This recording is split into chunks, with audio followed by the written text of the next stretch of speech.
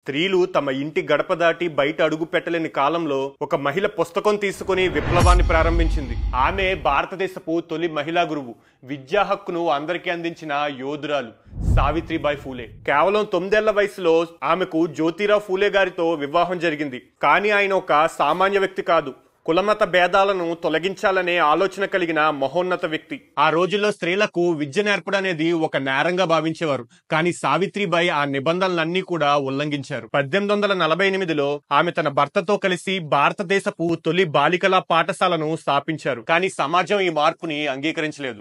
ప్రతిరోజు ఆమె స్కూల్కి వెళ్తుంటే రాళ్లు, మట్టి, ఆవు పేడ విసిరేవారు.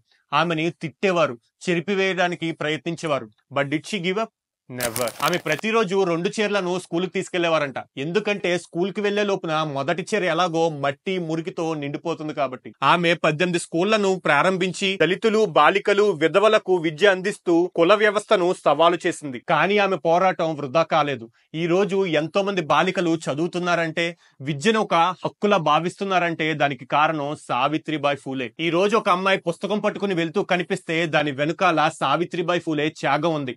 ఆమె తపన, ధైర్యం, అసాధారణమైన పోరాటం ఉంది. సొసైటీలో ఉన్న వివక్షకు వ్యతిరేకంగా పోరాడడానికి విద్య అత్యంత శక్తివంతమైన సాధనమని ఆమె జీవితం మనకెప్పుడు గుర్తు చేస్తూనే ఉంటుంది.